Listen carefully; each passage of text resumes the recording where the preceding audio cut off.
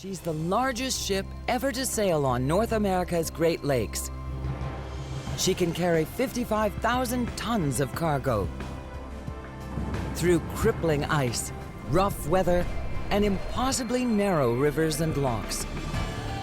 On the Great Lakes, disaster is routinely close at hand. So we're wedged in here. Oh yeah, we're wedged here good. The steel mills and power plants of American industry count on her to get through, whatever the risks. Paul R Tregurtha, mightiest of the Great Lakers. Spring on Lake Michigan. The March ice is still thick, but it's time for a sleeping giant to wake up. Paul R Tregurtha is the largest ever of the Great Lakes freighters. At 308 meters long, she's bigger than 3 football fields laid end to end. She's been hibernating in Sturgeon Bay, Wisconsin. Now, winter shore leave is over. Tregurtha's captain is legendary too. Timothy Dayton has been a master of Great Lakes ships for more than 20 years. He's a leader who can coax as much out of a ship as she has to give. He takes pride in getting the most out of every journey, no matter what the obstacles. Hi there. How's things looking? We're getting ready to start the engines.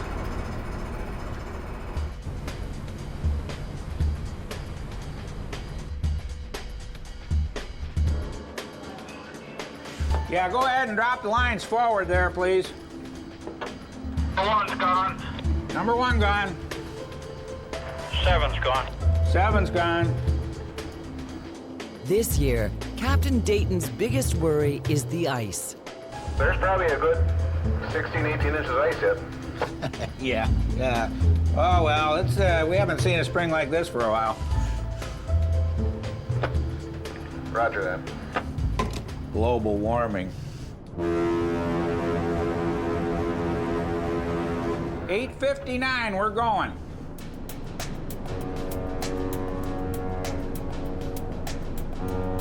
Tregurtha is the first ship out of the gate. For better or worse, she'll lead the way through the ice for the competitors who will follow her. She is only idle for 2 months of the season, the worst of winter freeze-up, when the Coast Guard closes the locks to Lake Superior. For the other 10 months of the year, she goes back and forth across the lakes, moving an astronomical 55,000 tons of coal or iron ore each trip. That's enough to fill 500 railway cars. On the delivery end, she unloads it herself, using her 80-meter conveyor boom.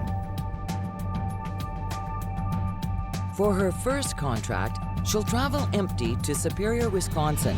She'll load up with coal and deliver it to Detroit Edison's generating plant near St. Clair, Michigan. It won't be easy. The upper Great Lakes are famous for their storms, ice-choked bays, and narrow, treacherous rivers. All of the big Lakers' power comes from 8 stories below. This is the domain of Chief Engineer Lorne Wierzinski. He oversees Tregurtha's 1,500 horsepower bow thruster and 2 massive 8,000 horsepower diesel motors. The engines were partially rebuilt this winter.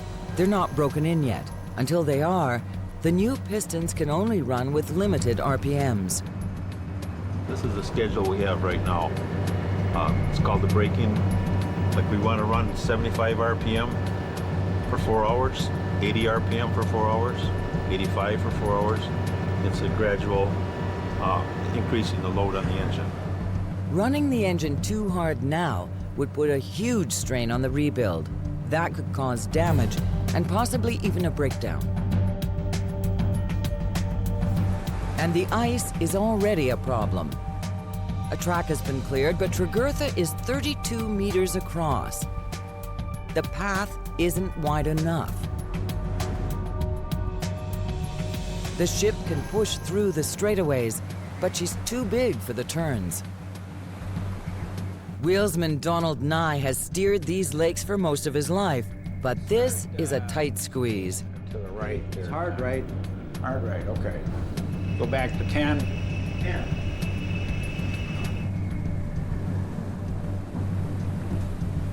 Needs to swing just a little bit more.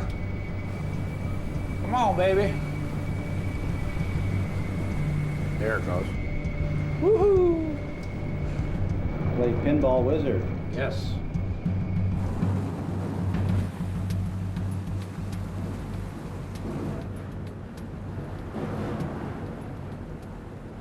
It's too narrow.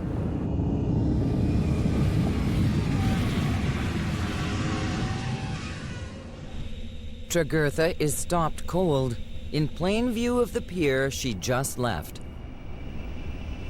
Go hard again. Hard.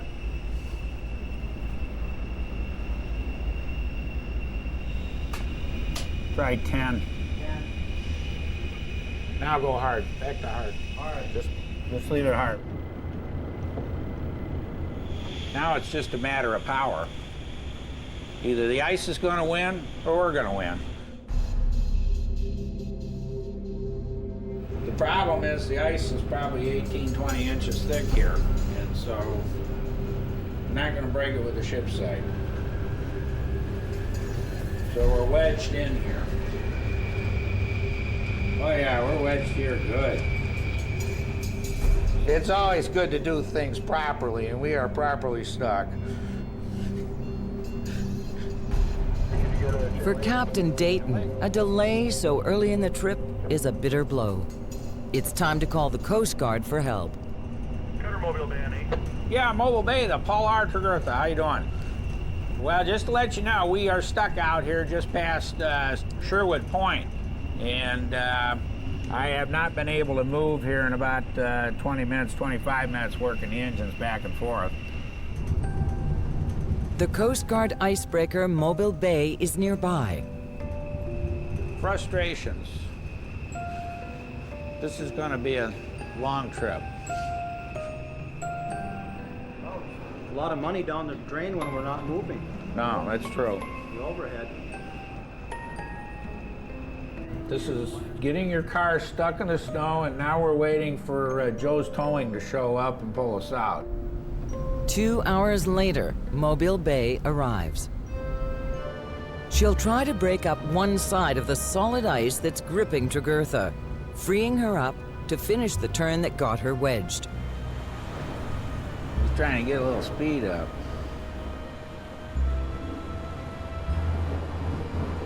What do you think the thickness is of it there? I wouldn't be surprised if some of the plate here wasn't a couple feet. So yeah, it's pretty hard stuff. It is tough. Captain Dayton is anxious to get going. Okay, don't be alarmed. I'm going to try going ahead on it. We got a couple clicks out of the compass, so we're a little bit loose. If I can get her to move ahead, then I'll try backing again. Okay, Doug. Let's go hard to the right.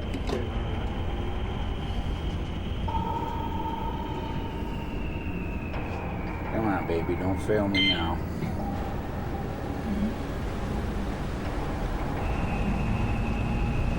We're going.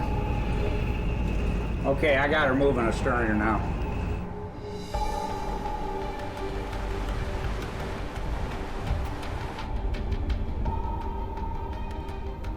Boy, that's some mean, nasty stuff.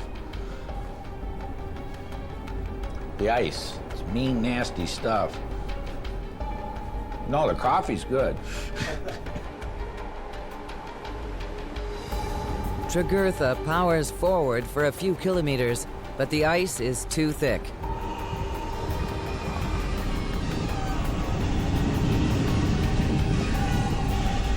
Well, this ain't doing so good here. Oh, man. The captain pushes the engines, but Tregurtha is stuck fast. She should be 300 kilometers north. Instead, she's trapped 25 from where she started.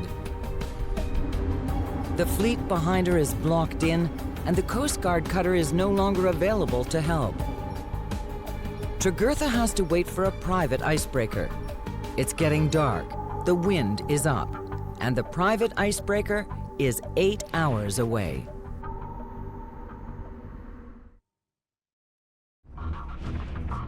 Midnight on a frozen Lake Michigan. 15 hours and just 25 kilometers since Tregurtha left port. She's stuck, still waiting for an icebreaker to free her.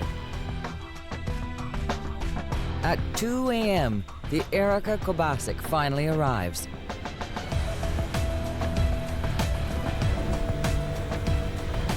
And at last, Tregurtha is free. The ship's night vision camera guides the way through the track in the ice. The Kobasic stays with the freighter, cutting her free whenever she gets stuck.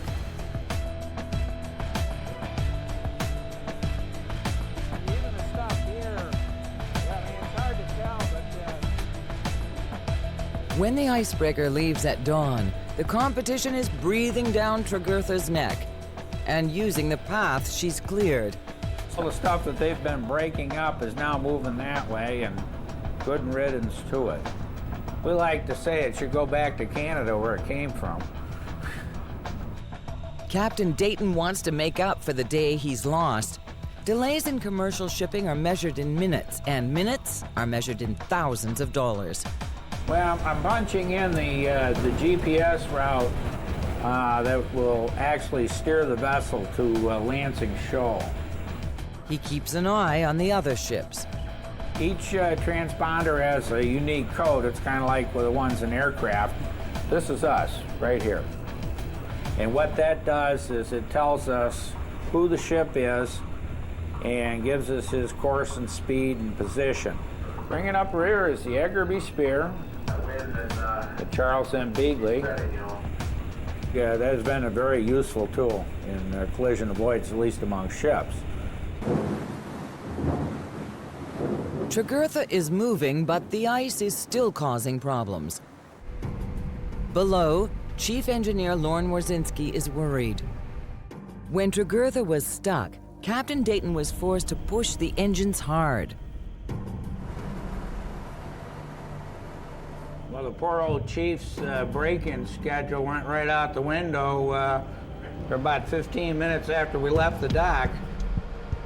The effect on the engines may not be immediately known, but there was no choice given the intense resistance of this year's ice. Even worse, the ice is choking the ship's ballast intakes, and that's critical in keeping her stable when she's empty.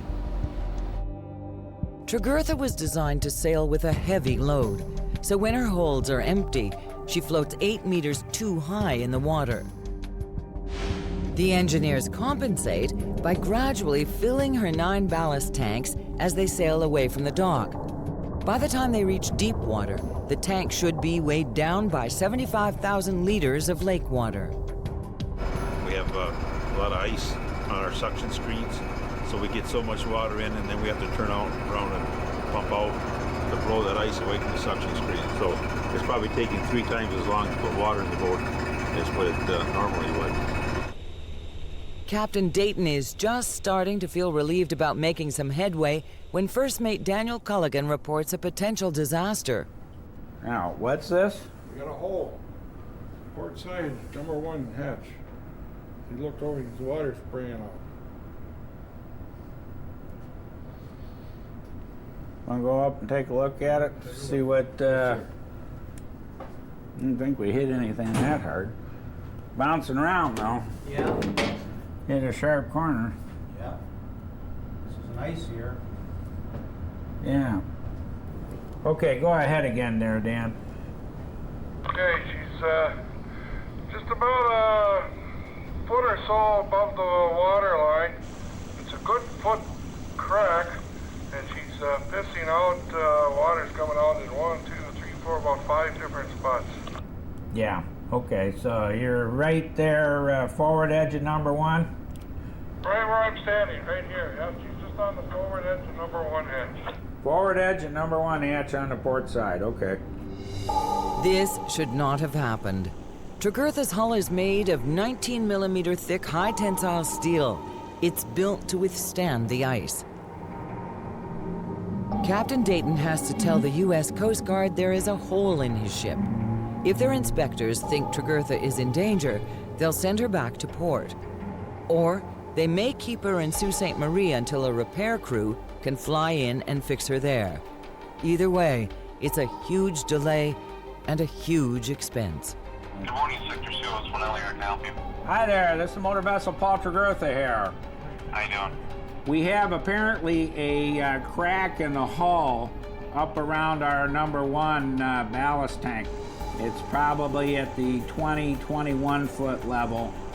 What our intention is to continue to proceed on our journey and have repairs effected in Superior where Fraser Shipyard is. Captain, do you have any other safety concerns at this point? Yeah, no, we're... A crack at the 21 foot level if you're drafting 20 feet. How do you plan to address that issue? Well, it's not... Yeah, really what I'm planning on doing is taking some water out of my number 1 and 2 tanks right now, lightening up the forward end a bit so that any further ice stress will be away from that area. Aye, Captain. Thank you very much. All right, real good. Okay. Bye. Forms. Now comes the bureaucracy. Tregurtha doesn't have to turn back, yet. But in Sault Ste. Marie, the Coast Guard will take a close look at the crack in her hull. Only then will they know how bad it is and if the ship can be allowed to try to make it to Superior.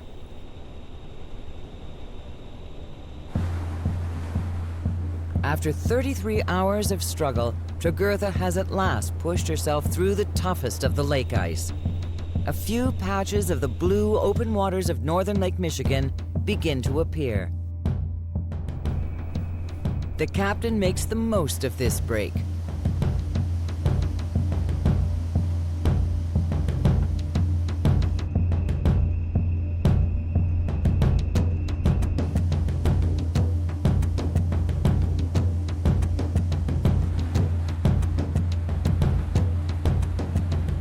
But the break doesn't last long, and they are soon back in the early spring ice. The narrow St. Mary's River leads to the locks at Sault Ste. Marie, but it's congested with ice, and night is falling. The Coast Guard suspends all traffic on the river until morning. The ice is too thick to take chances. She'll rest tonight, but tomorrow, Tregurtha must navigate the river and the impossibly tight locks of Sault Ste. Marie. The Coast Guard there could still send her right back where she started.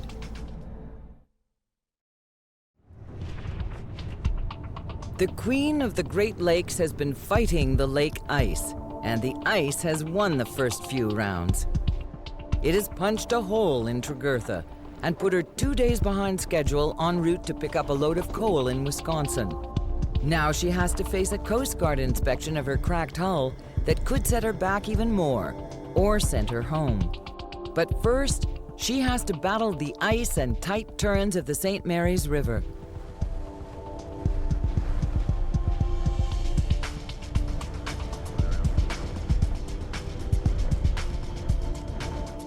Captain Dayton will do this alone without help from a local pilot. He has a ship's master's license and a pilot's license for these waters. That means he can go through the river and the Soo locks unassisted, but it also means he alone bears the blame if something goes wrong. Okay, let's go hard to the right, Doug. The river's bends are a challenge for the massive Tregurtha in the best of conditions. With the ice, getting through each turn is a minor miracle of ship handling. The role of ship's captain is one of the most challenging in any field. On board, he's the driver, the navigator, the meteorologist, the CEO, and the mayor. But this captain is a good guy to work for because he's not a screamer, and we appreciate that, because when you go out on deck, you don't want to be all tense and worrying about getting screamed at versus doing your job. Captain Dayton knows how to make his 22-person crew feel like they're the best team on the lakes. I have a very good chief engineer. A lot of experience, good guy to work with. He owns a farm in the thumb of Michigan. I tell my wife I have the best of both worlds. I always enjoyed sailing and I always enjoyed farming, so I get to do both. He has 80, 90 head of beef cattle. And so most of the beef we eat on the ship comes from his farm. So when we know that that's cow number 76, you know? Some people are bothered by that, you know?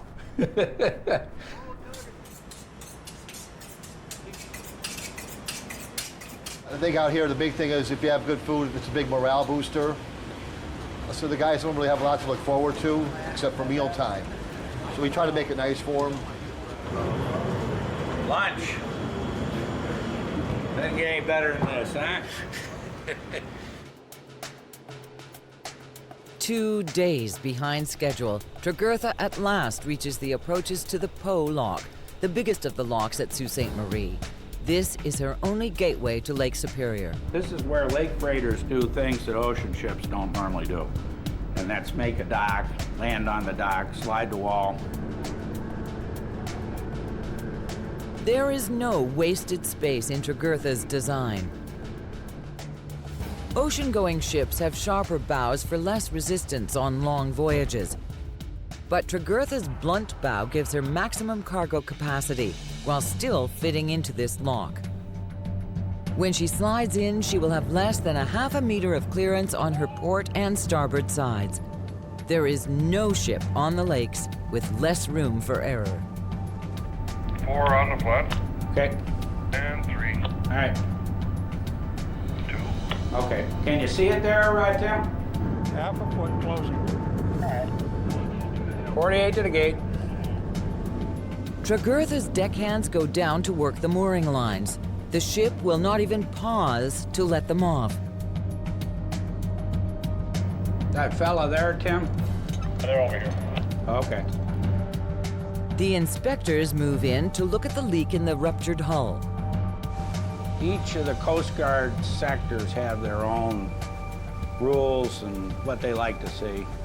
So each of them will want to take whatever precautions they think necessary. The captain knows his ship needs repairs, but he doesn't think the damage poses any danger. The hole leads to a ballast tank, which is designed to be filled with water anyway. There are no shipbuilding facilities in Sault Ste. Marie. He's hoping the Coast Guard will let him continue across Lake Superior to the shipyards there. Good to go? Good to go. They're gone. All right. Here's this card just in case. Okay. Lieutenant. Are they happy? Yeah, he was happy. That's very good news. Very good news. Well, hopefully things are starting to go our way, maybe. And I think what they want to do is give Duluth Coast Guard a heads up so that when they come down and we do the repair and the inspection, they have an idea what they're looking at. The lock chamber is flooded, and the damaged ship rises 6.5 meters, level with Superior, mightiest of the Great Lakes. All right. Up ahead, Whitefish Bay is ice-choked. Past that, the wounded Tregurtha must now navigate the largest body of fresh water in the world. Every sailor knows that Lake Superior has claimed hundreds of ships over the years. Cold, rough, wide open, more ocean than lake. Whitefish Bay, gale warning in effect. Wind south 20 knots, increasing to gale 3-5 early this morning, then diminishing to wind. Tregurtha sails over the grave of the Edmund Fitzgerald. The ore carrier's design was eerily similar. She went down in a gale in 1975 with no survivors. Not even time for a distress call. You got the old Fitzies right there. He's sitting on the bottom. That they discovered, you know, there was some possible shoals in here, and they might have hit that, which in fact weakened them or put a hole, and he made it down this far. That's where they found him. Snow ending early this evening, spent fair. Whitefish Bay is mainly ice covered. These sailors learned long ago that fear accomplishes nothing. And they never lose their respect for the awesome power of nature that can make this giant of a ship seem so small.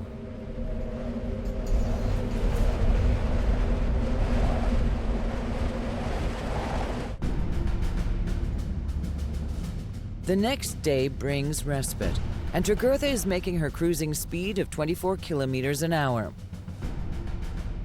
The captain has been in constant contact with his bosses at the Interlake Steamship Company, as well as the Coast Guard and the insurance surveyors. Superior, Wisconsin is getting close, and so is the inspection. They'll be waiting for him at the pier. Hello, Mark. Wow. Hey, we're in the harbor, so probably a good hour and a half, and we'll be getting down where we'll be opening it up. Hour and a half out. Okay. Okay. I'll see you there. All right, real good. The Coast Guard fella.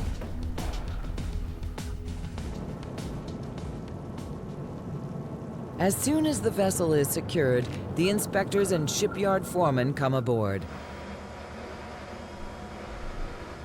A big enough crack could cost hundreds of thousands of dollars to repair as the ship sits idle. Captain Dayton takes pride in a job well done, and now the crown jewel of the Interlake Steamship Company fleet is laid up on his watch.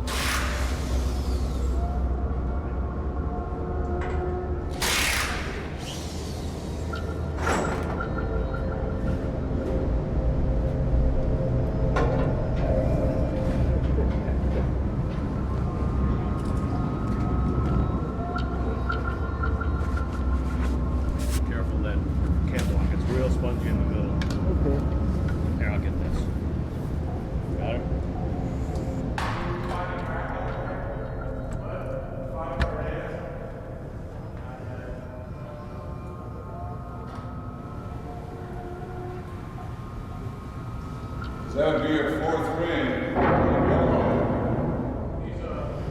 What'd the doctor say? Not good. Serious. A lot more serious than just a little crack, so. Hard ice. Very hard ice. The news is devastating. A dozen structural steel braces are bent or cracked outright. The integrity of the hull is severely compromised. There is talk of pulling off a 15-meter hull plate and talk of 2 weeks in port. The captain has heard enough. Time lost to repairs is money down the drain, and this is not going to be a quick fix.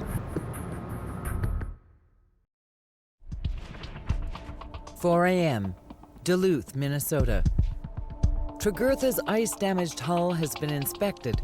Captain Dayton is about to hear the verdict. And then we're also into those overheads on the cargo. Those are, I think there's 4 of those. 5. 5? 6 of those.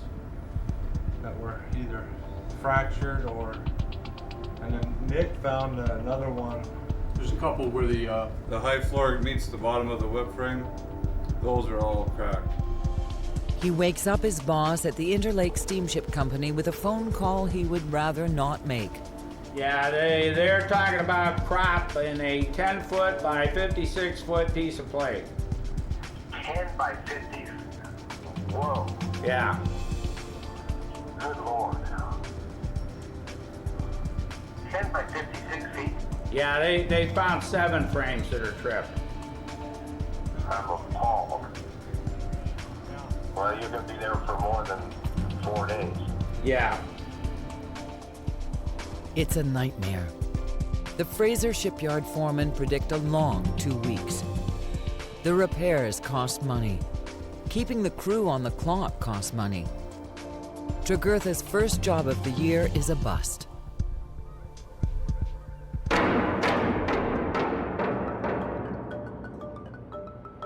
The shipwrights start cutting and welding round the clock. They cut access holes into the sides of the cargo holds so they can replace the broken frames from the inside. They work at a feverish pace.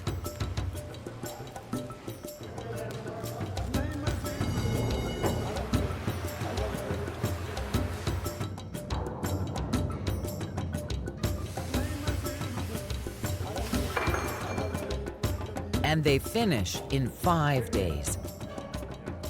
Tregurtha is free to sail. We're hoping for the best and getting the engines ready to go, and we're out of here. And it's about time.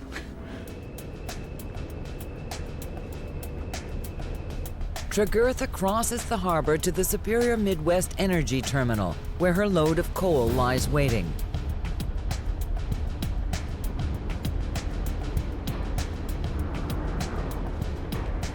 The boom swings out of the way, and the onboard crane opens the hatches.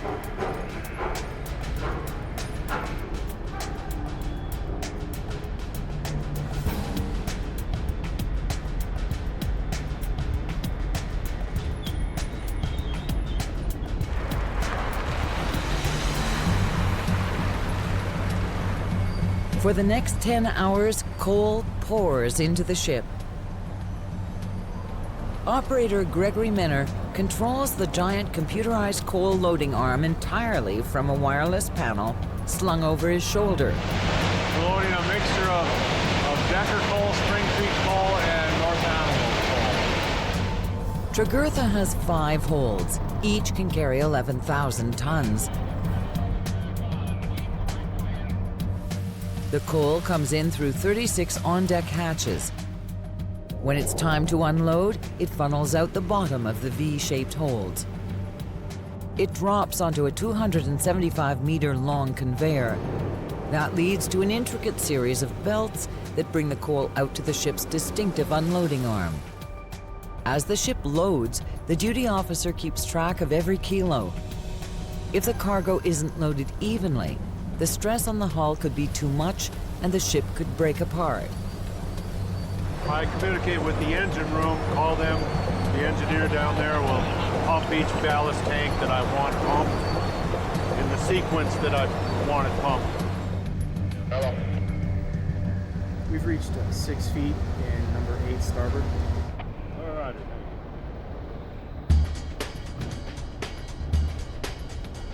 Security call, security. The motor vessel Paul Tregurtha now departing Superior Midwest Energy Terminal, outbound Duluth Harbor for the lake. To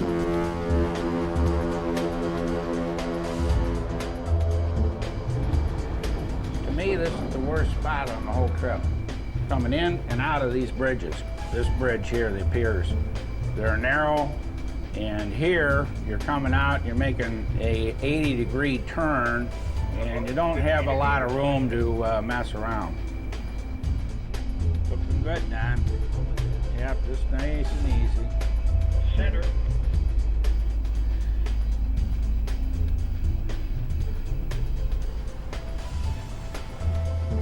Tregurtha hits open water, and Captain Dayton is anxious to make up time on his way to St. Clair, Michigan.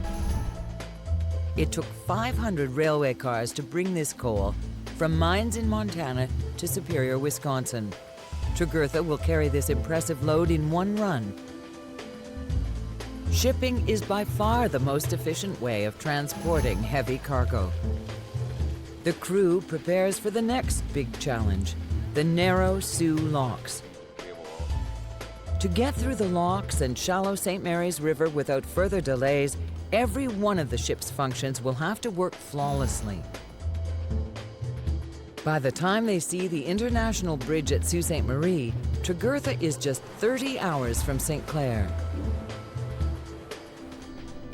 Captain Dayton must now navigate the Po Lock fully loaded and take her safely through the most treacherous waterway on her journey, the Rock Cut.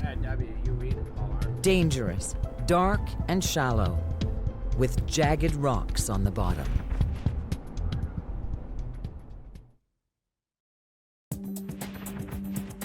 The colossal laker, Paul R Tregurtha, has to negotiate the narrow Po Lock at Sault Ste. Marie. She's 11 days into a trip that should have taken 4.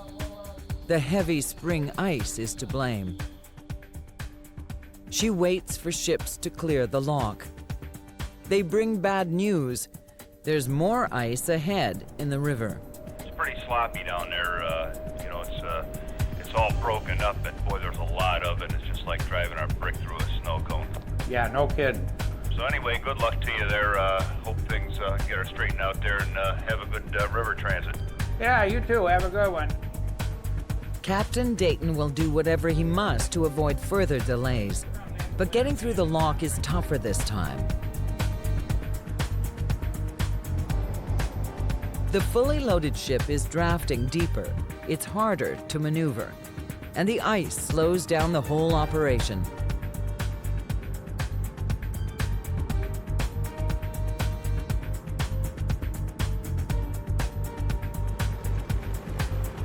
All got it, all got it. Okay.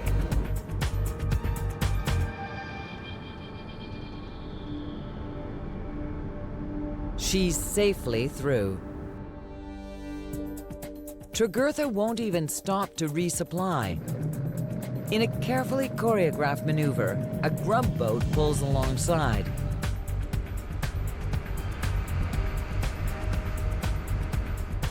It delivers a week's worth of supplies, everything from iceberg lettuce to new engine heads.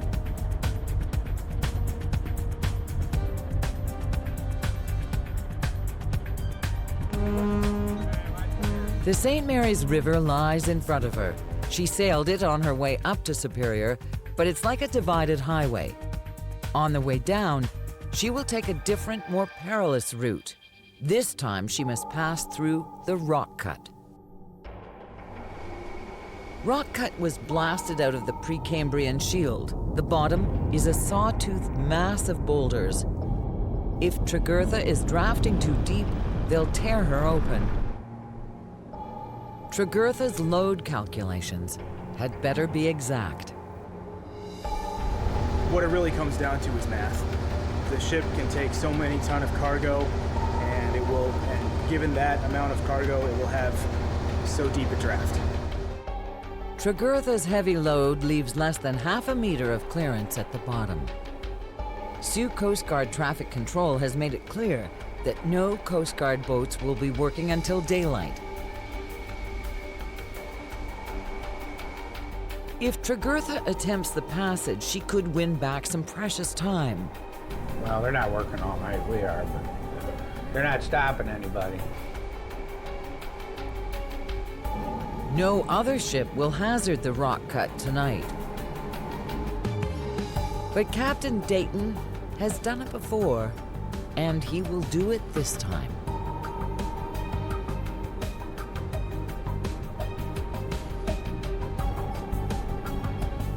We get to make the first night transit. Oh boy. Are we lucky? If he's even a few meters off, Tregurtha could be grounded or wrecked. Okay, Doug, let's go left.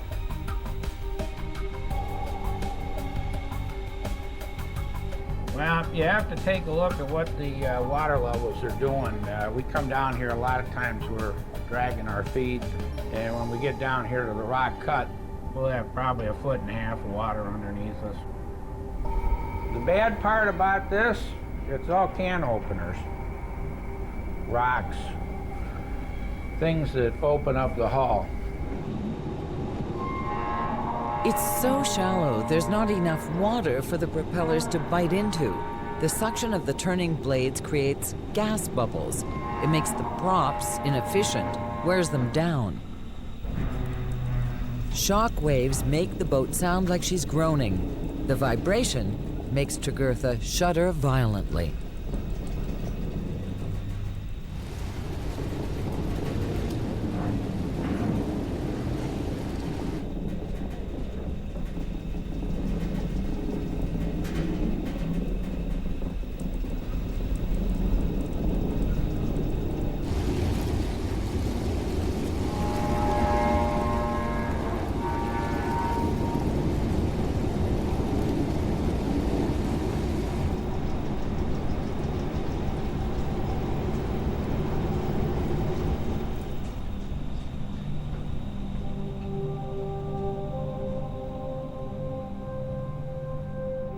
Very nice, Doug. Good job.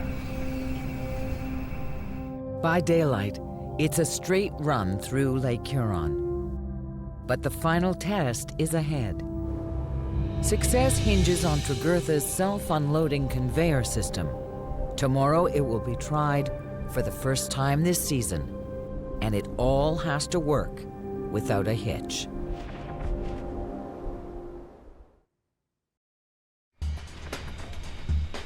It was supposed to be a 5-day voyage to pick up coal in Superior, Wisconsin and deliver it to Detroit Edison. It's now day 12. But the St. Clair River, her home stretch, is near. We're close to the end. We're 2.5, 3 hours tops from the dock. As Tregurtha closes in on her destination, Mother Nature finally gives her a break. A south wind blows away the ice pack. The entrance to the river is clear. Another narrow river, another tight squeeze for the enormous freighter. All right, we're blowing the horn for the little kids back here.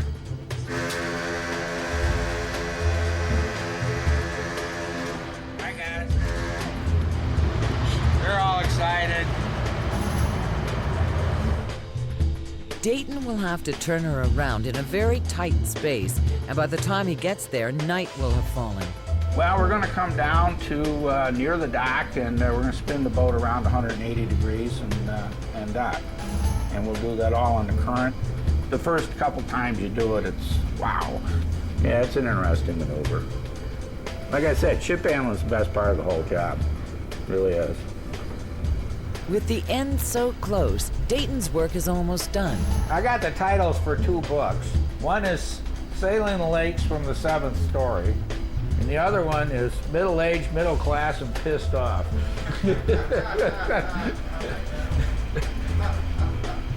I gotta write the book, though. I got the titles down. The captain begins the tight turn.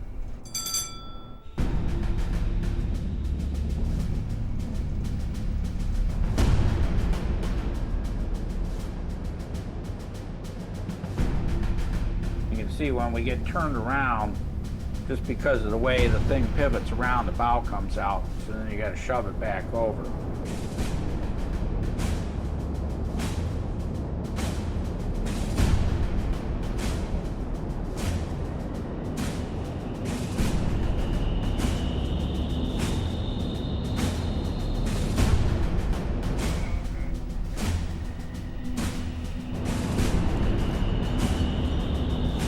Tregurtha is finally at the dock. Her whole trip comes down to this moment, unloading the coal. Her 80-meter boom arm is fed by an internal belt elevator system. It swings 100 degrees to port or starboard.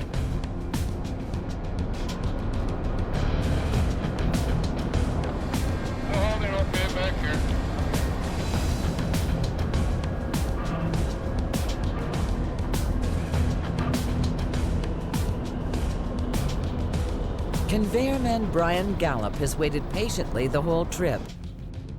He'll put the self-unloading system through its paces for the first time this year. It's complex, intricate, and Tregurtha can't afford another delay.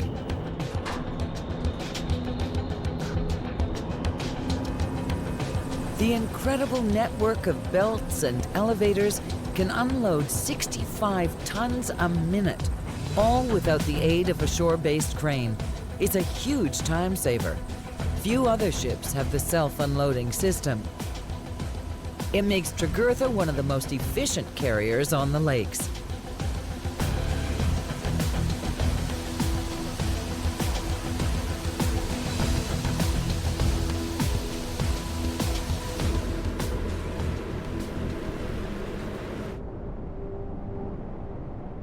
"14 hours later, and 55,000 tons of coal have been unloaded. One cargo delivered, one mission down. Tregurtha's got a whole season in front of her. The big ship is already headed back to Superior. Dayton will move as much cargo in the next 10 months as his ship can carry, and they can make as many as 70 trips. This crew will push every day until freeze-up to gain back the time lost to the ice." And Did I tell you about my theory about sailors? Sailors are the finest people in the world. And the mighty ship Paul R Tregurtha will give Captain Dayton everything she's got.